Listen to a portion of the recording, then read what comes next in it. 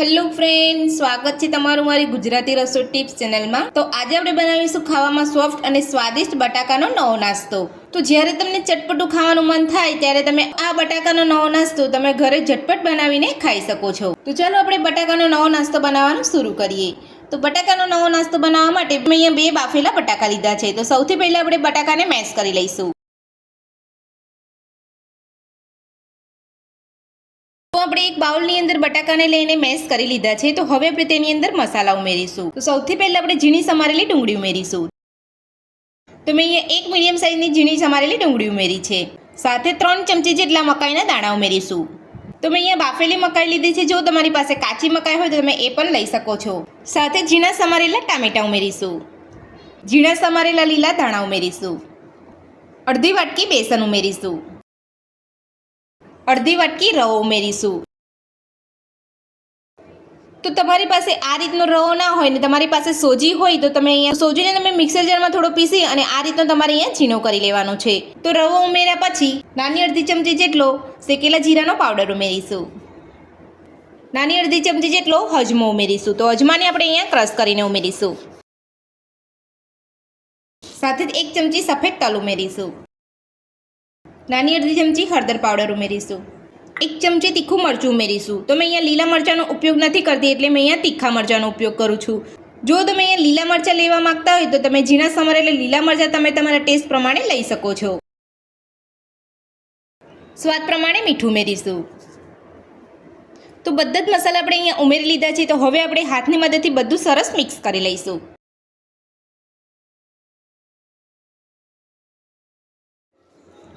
તો હાથની મદદથી આપણે બધું સરસ મિક્સ કરી લીધું છે। તો હવે આપણે તેની અંદર 2 ચમચી જેટલું પાણી ઉમેરીશું અને હાથની મદદથી ફરીથી આપણે મિક્સ કરી લઈશું।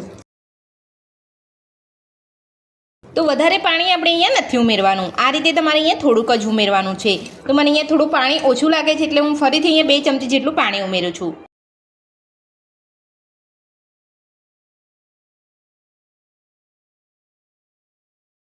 તો આટલું કડક બનાવવાનું છે, વધારે પડતું તમારે અહીંયા પાણી ઉમેરીને ઢીલું નથી કરવાનું, નહીં તો તમારા નાસ્તાનો સ્વાદ સારો નહીં લાગે। તો હવે આપણે તેને ઢાંકી અને 10 મિનિટ માટે રહેવા દઈશું। તો નાસ્તાના મિશ્રણને ઢાંકી અહીંયા 10 મિનિટ જેટલો સમય થઈ ગયો છે। તો હવે આપણે ચેક કરી લઈશું। તો બધું જ અહીંયા એકદમ સરસ રીતે સેટ થઈ ગયું છે। તો હવે આપણે હાથ ઉપર તેલ લગાવી અને પછી આપણે નાસ્તાનો શેપ આપી દઈશું। તો બંને હાથ પર તમારે આ રીતે તેલ લગાવી લેવાનું છે અને થોડું મિશ્રણ લઈ અને તમારે અહીંયા નાસ્તાનો શેપ આપી દેવાનો છે। જો તમે આ રીતનો તમે શેપ આપવા માંગતા હોય તો તમે રાઉન્ડ શેપની અંદર પણ તમે શેપ આપી શકો છો। તો હું અહીંયા થોડો લાંબો શેપ આપી રહી છું। તો દેખાવમાં પણ એકદમ સરસ દેખાશે અને ખાવામાં પણ એકદમ સરસ લાગશે। તો આ રીતે બધો જ આપણે નાસ્તાનો શેપ આપી દઈશું। તો નાસ્તાના મિશ્રણમાંથી આપણે અહીંયા નાસ્તો બનાવી લીધો છે। તો હવે આપણે નાસ્તાને ખૂબ ઓછા તેલની અંદર સેલો ફ્રાય કરી લઈશું। તો સેલો ફ્રાય કરવા માટે મેં અહીંયા ગેસ ઉપર એક પેન રાખ્યું છે, તેની અંદર આપણે તેલ લગાવી લઈશું। તો વધારે પડતું આપણે તેલ નથી લગાવવાનું, 2 થી 3 ચમચી જેટલું તેલ લગાવવાનું છે। તો અહીંયા પેનની અંદર આપણે તેલ લગાવી લીધું છે। તો હવે આપણે તેની અંદર નાસ્તો મૂકી દઈશું।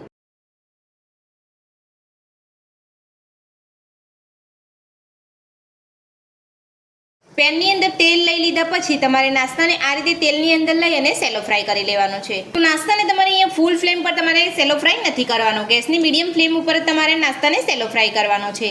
તો તમારો નાસ્તો અંદરથી એકદમ સરસ સોફ્ટ અને બહારથી એકદમ ક્રિસ્પી બનશે। તો 2 થી 3 મિનિટ માટે આપણે ગેસની મીડિયમ ફ્લેમ પર નાસ્તાને ફ્રાય થવા દઈશું। તો 2 થી 3 મિનિટ જેટલો સમય થઈ ગયો છે। તો હવે આપણે નાસ્તાને પલટાવી અને ચેક કરી લઈશું। તો આ રીતે તમારી ચમચીની મદદથી તમારે નાસ્તાને પલટાવી લેવાનો છે। તો તમે જોઈ શકો છો નાસ્તાનો એકદમ સરસ કલર આવ્યો છે। તો આ જ રીતે આપણે બધા નાસ્તાને પલટાવી લઈશું। તો નાસ્તાને તમારે અહીંયા 2 થી 3 મિનિટ જેટલું કૂક થવા દેવાનો છે, ત્યારબાદ તમારે નાસ્તાને પલટાવવાનો છે। તમારે નાસ્તાને પલટાવવાની ઉતાવળ નથી કરવાની।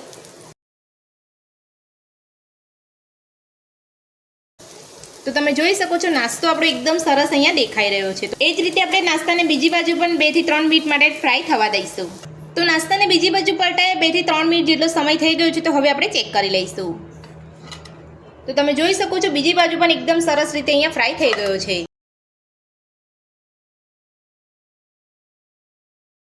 તો બીજી બાજુ પણ આપણો બધો જ નાસ્તો એકદમ સરસ રીતે સેલો ફ્રાય થઈ ગયો છે. તો હવે આપણે બધા નાસ્તાને કાઢી લઈશું અને આ જ રીતે બધો નાસ્તો બનાવી લઈશું.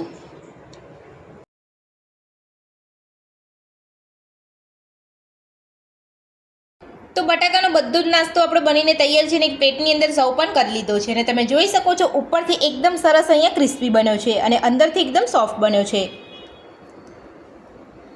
તો જોતાં જ ખાવાનું મન થઈ જાય તેવો બટાકાનો નવો નાસ્તો આપણો અહીંયા તૈયાર છે. તો આ નાસ્તો તમે ચા સાથે અને ચટણી સાથે અને સોસ સાથે પણ ખાઈ શકો છો. તો બટાકાનો નવો નાસ્તો બનાવવાની રીત તમને મારી કેવી લાગી મને કોમેન્ટ બોક્સમાં કોમેન્ટ કરીને જરૂરથી જણાવજો અને મારી આ રીતે નાસ્તો બનાવવાનું ઘરે એકવાર જરૂરથી ટ્રાય કરજો. આજનો વિડીયો પસંદ આવ્યો તો વિડીયોને લાઇક કરજો, ચેનલને સબસ્ક્રાઇબ કરજો, તમારા મિત્રોને જરૂરથી શેર કરજો. Thank you.